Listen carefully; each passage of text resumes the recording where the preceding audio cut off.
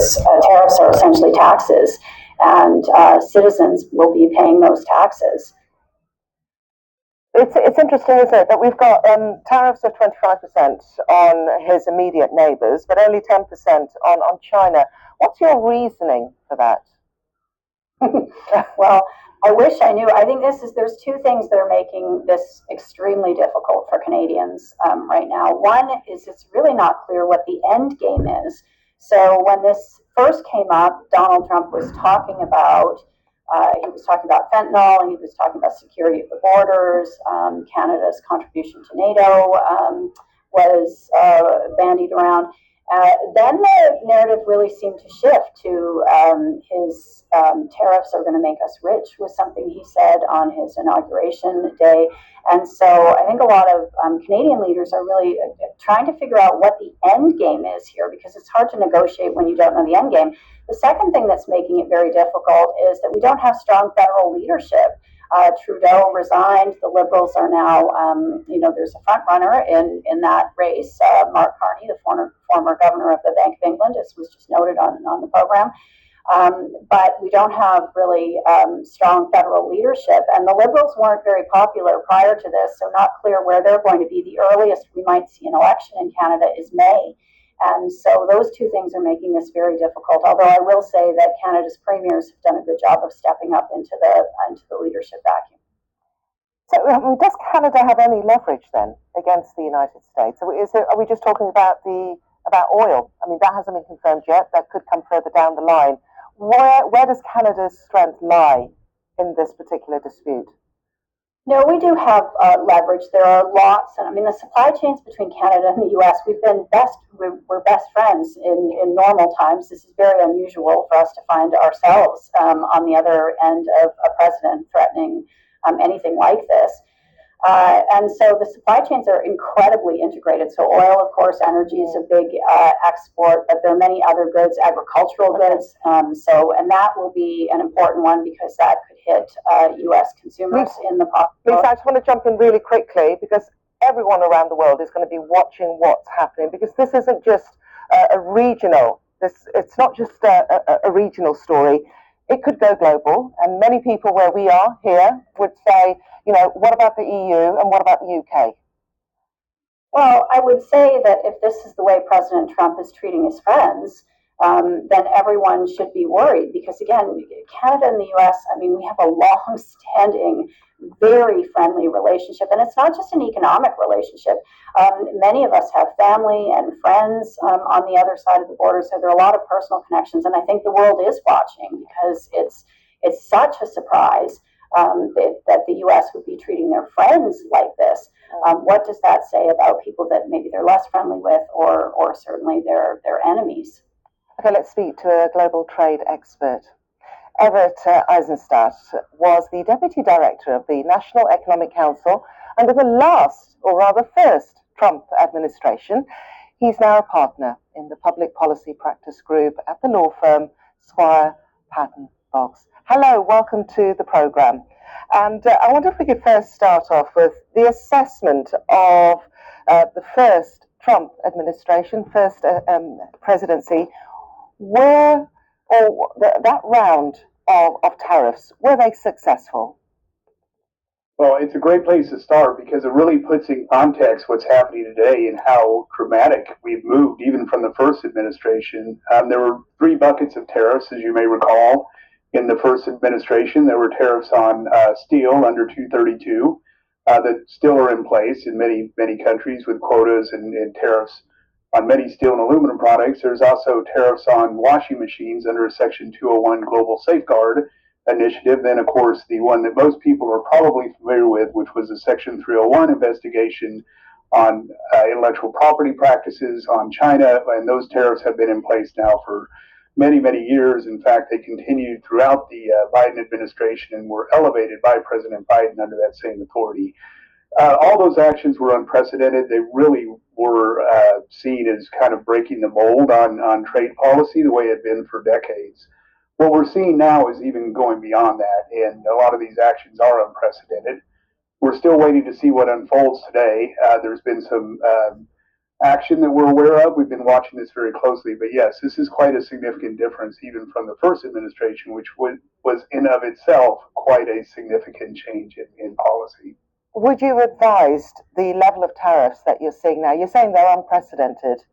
Are you able to share your opinion of whether they are a good idea? Well, tariffs can be used in many different ways. And the reality is that we have had a situation where the U.S. has had its economy open for decades. And that was part of the post World War II consensus, is that we would use our economic market to help grow the global economy and use our market to create stability. And that worked well for many, many years. I think what happened is there's been some new actors, some others that came in that didn't play by the same WTO rules, that didn't lower their tariffs to the same degree we did. And candidly, after a while, I think that just was viewed as unfair. So are raising tariffs the best way to deal with it? That remains to be seen. It's certainly a tool. And as was articulated by the president many times, he sees this tool as very important to serve a number of different purposes. Everything from creating reciprocal tariff rates to helping grow the U.S. economy, by creating investment opportunities here in the United States, and even as a foreign policy tool, as we saw in the situation with Colombia just last weekend, and also here with migration and fentanyl flows, which were part of the target of the tariffs that were being discussed today. Mr. Eisenstadt, part of the central plank of Mr. Trump's economic policy was tariffs. However, there was also the promise to lower the prices at the tills for everyday, ordinary Americans. Don't tariffs now increase the risk of inflation returning? How on earth do you increase economic growth of the United States if you're going to bring inflation back in? That's a great question. What the administration will tell you is that there's a number of other initiatives ongoing or that will be ongoing, including the tax reauthorizing the tax cuts, deregulatory initiatives that have even begun in earnest in the first 2 weeks, and that would offset any inflationary impacts on tariffs. There's also a belief that when tariffs were put in under the first term, there were no inflationary impacts. So they're really seen as a tool of growth, as driving investment into the United States. But yes, I think that is a risk, and one I'm sure that they'll be watching very closely. Very quickly, Mr. Eisenstadt, there's news that's just broken. You may not have caught up with this, but I'm sure you're aware of the context. The New York Times reporting that Elon Musk's Department of Government Efficiency has finally been allowed access to the Treasury Department's payment systems. You have experience with economic policy, but also government affairs. What do you make of Mr. Musk and his team being given access to this payment system? Well, not being qualified to speak specifically about that, I will say that this is something that we have seen over the past couple of weeks, which is a assertion of executive power that is really dramatic and unprecedented in our country. The leading contender to become Canada's next Prime Minister says the country will retaliate to any tariffs imposed by the US. Mark Carney, the former Bank of England governor, said they would stand up to a bully and not back down. Taxes of up to 25% are set to be imposed on imported goods from Canada, Mexico, and China. Our business correspondent Mark Ashdown reports. I always say tariffs is the most beautiful word to me in the dictionary. Delivering on promises made. That's President Trump's rationale for imposing sweeping sanctions on America's biggest trading partners. But is this the starting gun for a global trade war? Canada has promised immediate and forceful action, and the frontrunner to become the new Prime Minister told the BBC he wouldn't hesitate to act. I think President Trump probably thinks that we in Canada will cave in, but we are going to stand up to a bully. We're not going to back down. We're united, and we will retaliate. Donald Trump has invoked emergency legislation from the 1970s, which gives the president broad powers to impose economic sanctions in a national crisis. He cited the surge in undocumented migrants coming over the Mexican border and the smuggling into the US of the deadly drug fentanyl. The president will be implementing a 25% tariffs on Mexico, 25% tariffs on Canada, and a 10% tariff on China for the illegal fentanyl that they have sourced and allowed to distribute into our country. The aim is to grow the US economy, protect jobs, and raise $1 trillion in tax revenue. But analysts warn that tariffs could hit supply chains and restrict or push up the price of everyday goods for Americans. It's an interesting tactic. I think he certainly believes in it. I'm just skeptical that the way you get countries to sort of cooperate is by poisoning the well with the threat of really crippling, effectively economic sanctions that also hurt American consumers. President Trump has also made clear he'll target the EU with similar taxes. Behind the scenes, intense lobbying and negotiations continue as nations across the world scramble to assess who will pay the price of a full-scale trade war. Mark Ashdown, BBC News. President Trump says the US will move forward with tariffs against its three biggest trade partners. The White House says it will implement a 25% tax on imports from Canada and Mexico, as well as a 10% tax on imports from China. Donald Trump has been speaking about the types of products he expects to be hit with the tax. Eventually, we're going to put tariffs on chips. We're going to put tariffs on oil and gas. That'll happen fairly soon. I think around the 18th of February. And we're going to put a lot of tariffs on steel. We already have tariffs on steel, and we've saved our steel industry, but that was relatively small compared to what it'll be. But we're going to be putting tariffs on steel and aluminum and ultimately copper.